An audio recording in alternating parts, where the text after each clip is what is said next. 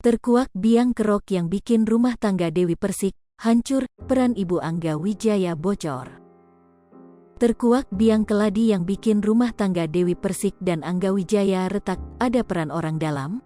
Nama Dewi Persik dan Angga Wijaya bikin heboh netizen setelah putuskan untuk berpisah. Selama ini adem ayem, rumah tangga Dewi Persik dan Angga Wijaya malah berada di ujung tanduk. Bahkan Dewi Persik sempat saling bongkar aib satu sama lain, termasuk borok keluarga besar Angga Wijaya. Angga Wijaya diketahui telah menggugat cerai Dewi Persik di Pengadilan Agama Jakarta Selatan, Senin, tanggal 20 Juni tahun 2022. Entah apa yang terjadi dalam rumah tangga Angga Wijaya dan Dewi Persik, namun banyak netizen yang menyayangkan perpisahan tersebut. Perpisahan di antara Angga Wijaya dan Dewi Persik pun disayangkan oleh berbagai pihak.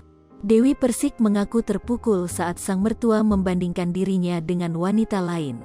Mulai buka aib satu sama lain, terungkap kelakuan Ibu Angga Wijaya pada Dewi Persik. Diketahui, Ibu Angga Wijaya selalu membandingkan Dewi Persik dengan Inul Daratista, Soimah, hingga diva Ruth Sahanaya. Mertua ini membahas mengenai, "Kenapa kok kamu tidak seperti Inul, tidak seperti Soimah?" ucap Dewi Persik, dikutip dari YouTube Maya Estianti.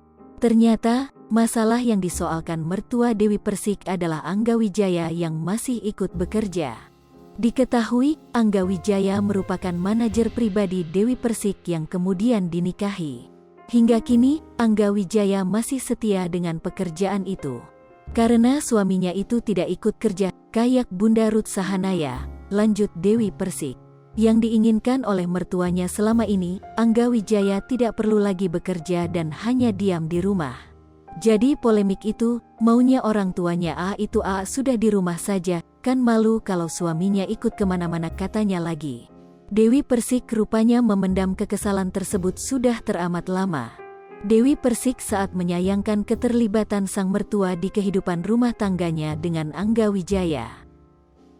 Lipopo TV, jangan lupa komen, like, dan subscribe, serta tonton terus berita-berita terupdate lainnya ya.